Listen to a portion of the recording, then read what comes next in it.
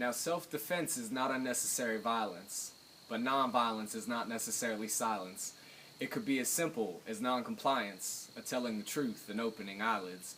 It's in the Constitution, how could this be the solution? Making a gun ban, the New Year's resolution. The intelligent men that founded our nation understood the repercussions of weapon castration. Fear once again has people crying expiation. But in this atonement, let's take a moment and start to take a look at the human component. Our environments are stricken with so much fear it's sickening because people don't stand up for themselves or each other, becoming the victims.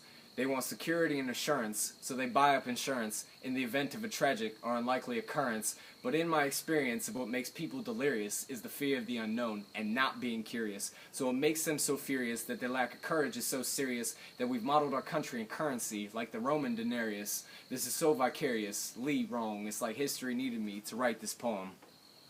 Self-defense is our recompense. Courage, compassion, and wisdom are heaven sent.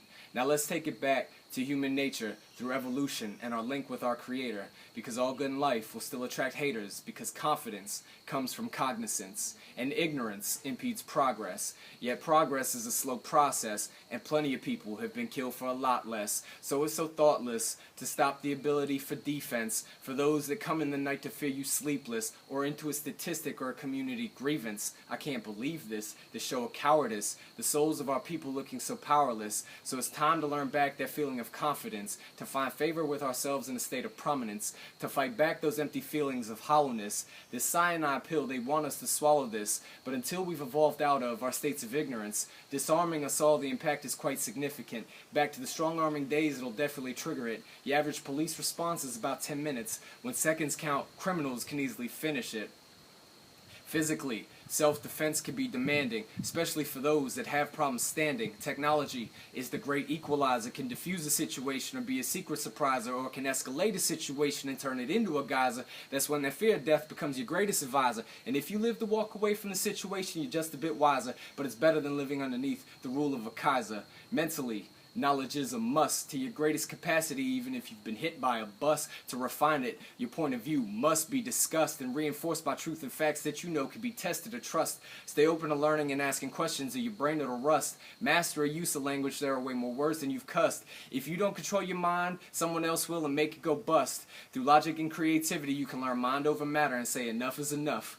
Be careful though, thinking might get you in cuffs, because then you can see through all of their bluffs until they got all of our money and their faces are stuffed. Take away the guns and we're all getting roughed. I drew my line in the sand. Enough is enough. When they come for your families, it'll be tough. Emotionally, it's all about communication and trust. No matter how much y'all have bickered and fussed, be yourself at its best, even if you'll get crushed. Karma comes back around and hits you facially like it's a blush. In the eyes of the universe, we're all soft and plush. Every relationship's different, to each their own. When and how their feelings they gush, all their different feelings and such. But true love comes when two souls' feelings they touch, when they can walk alone or together, not needing a crutch, like Starsky and Hutch. Your best defense is respect, understanding, and loving others and yourself, knowing when to walk away or when you're needing some help. Stay fluid in situations like your name's Michael Phelps.